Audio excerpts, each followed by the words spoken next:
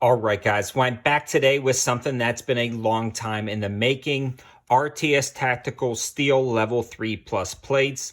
I am so pumped about this video. I've been asking for this for a very long time, and I knew it was coming, but I couldn't say anything until they finally released the plates.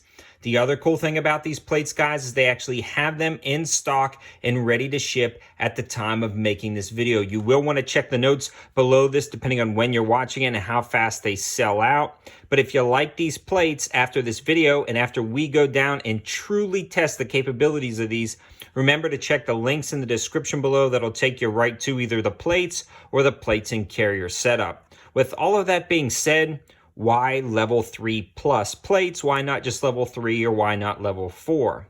Well, a lot of times when you're looking at steel plates, you're going to kind of stop at that level 3 rating. And some other companies make level 3 plus plates. Now, we talk about some of those other companies, prices get pretty elevated rather quickly, but RTS Tactical really prides themselves on high value items that actually worked.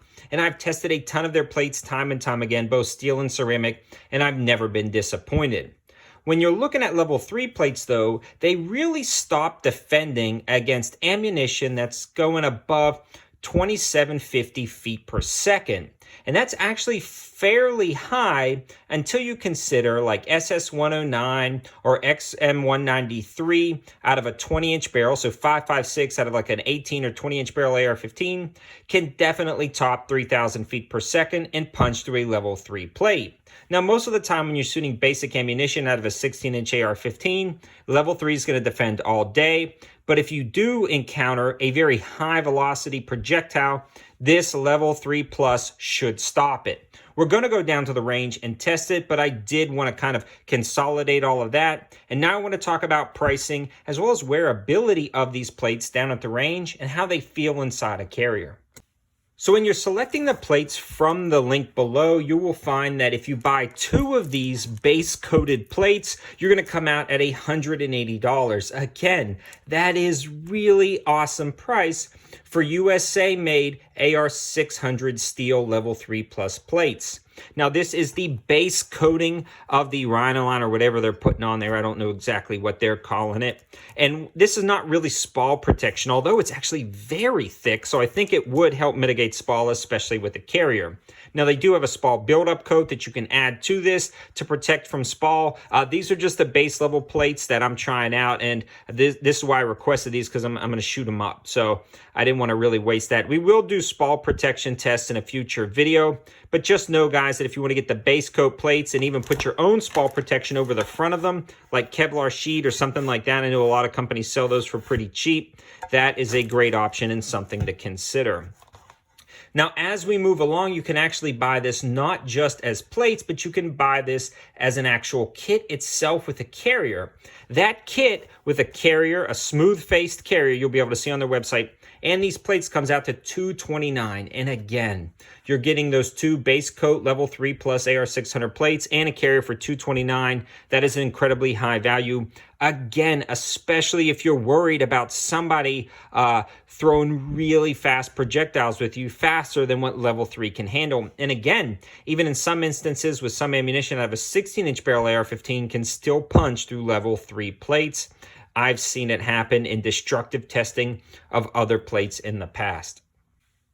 One great thing about steel plates over ceramic, and I go back and forth of what I like, is the fact that steel plates are ultra thin. So if you're going to be driving in a car for long distances, thicker ceramic plates are going to hurt your back while you're wearing your carrier. And then it's also going to be more awkward to shoulder your rifle and things like that. So having very thin, and these are actually curved to contour to your body plates with these shooter cuts is going to be very comfortable. In fact, this is one of the most comfortable plates I've shot with, considering its size, the thinness, the curvature of the plate, as well as the shooter cuts. So overall, when it comes to comfort, steel generally wins over ceramic. Now that is weight being pulled out of it. Now, these aren't ultra heavy plates. They do weigh about like AR500 plates, but they're actually very manageable, and I don't find them overly heavy. You can definitely maneuver with these plates. And again, I just love the fact that they are so thin. So if you're going to be spending a lot of time in a car, this is going to be a great option. They're not going to kind of torque your back out of place while you're driving. Now, I've been shooting with these for a few range trips, as you can see in the intro. I really like it, but now let's take it down to the range and blast this thing. I'm really going to put it to the limits, and I'm going to actually be measuring the velocities with a chronograph, so we'll get accurate data points to see what this can stop in a real-life situation at about 25 to 30 yards. Let's take it down to the range, shoot it, come back, and talk about it.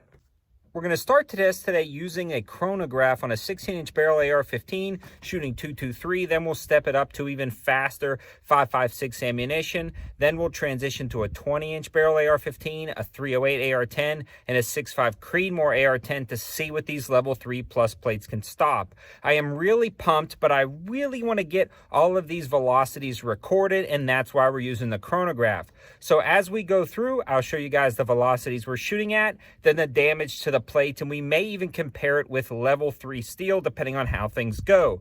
But let's start shooting this thing, and I'll start talking about again those velocities and damage done to the plates.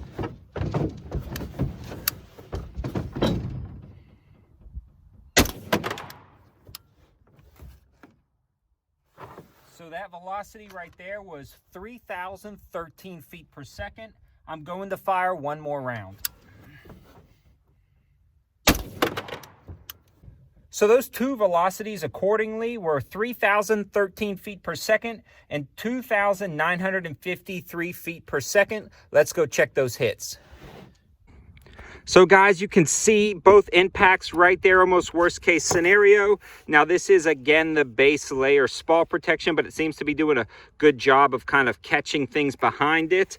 But really that's not what it's designed for, and nothing went through. So no dents, no bulges. That is absolutely great. And that's still packing a pretty high velocity out of that gun. Now we're going to be shooting XM193 military grade ammunition. This is traveling really fast, probably a little over 3,000 feet per second out of this 16-inch gun. Let's shoot it, see how it does. This one is where it starts to go above and beyond level 3 if it can stop this.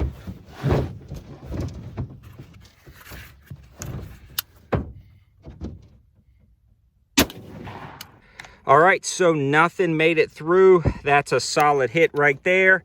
Just an ever so slight little dent in the back, but no big deal at all. We are going to step this up even faster and harder. Now we're shooting at it with a 24-inch heavy barrel .308 AR-10. This is going to pack a punch. Let's see if it can stop this thing.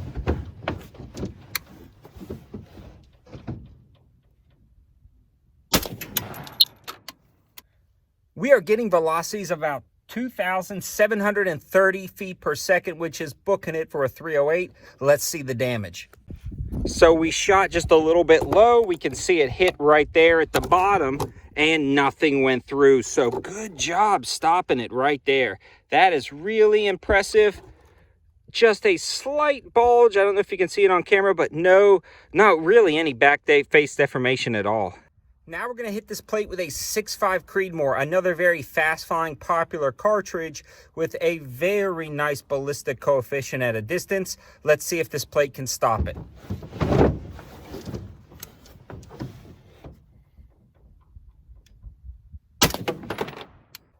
All right, guys, we got a solid hit, and the velocity on that guy is 118 feet per second. Let's go check it out.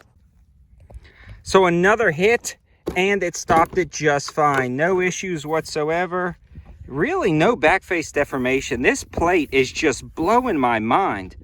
All right, guys, if anything is going through, it is this. An Alpha Shooting Sports 20-inch AR-15 with the XM193, and I just did a test fire. It's traveling right at about 3,200 feet per second. That is booking it. I believe that would normally punch through level 3 plates. Again, I've got one down there that we've already been destructive testing from years back. I don't remember what company it was from, but it was a level 3 plate we were destructive testing. Now I've got the level 3 plus plate there. We're going to hit it with this and see if it can actually stop this round. If it does, I am really pumped. This is going to be pretty cool if it works.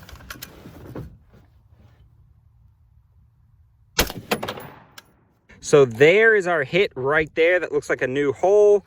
And this is already breaking off that baseline coating, but it stopped it, guys. This is awesome. That is insanely impressive that it stopped it. I'm probably going to peel this off in a minute, trying to feel any dents or dings right there. And you can see the impact from the side right there where it's hitting.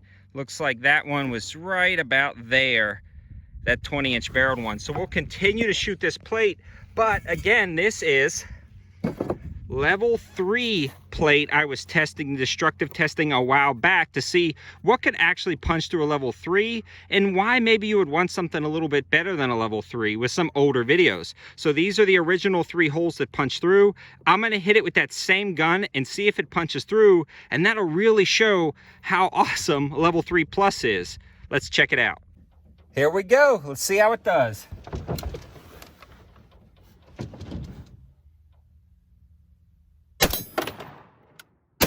So both of those were traveling right at 3,200 feet per second like the other ones. Let's see if it stopped it or made it through. This should be interesting. Oh man, it punched through level 3 steel. Now this is not a knock on level 3 steel. It's not rated to stop things like 3,000 feet per second and up. You can look up the exact specs, and I've talked about those in other videos. But it's impressive that this plate is stopping that. In fact, I'm going to rip off the spall protection and hit it a few more times, because that is a striking difference. And if I had the slightly more money to spend, I would grab these level 3 plus plates every single time. Got some more rounds loaded up, same ammunition that punched through the level 3. We've already tried it on level 3 plus, it stopped it, but we're going to hit it some more and see how many rounds it can take.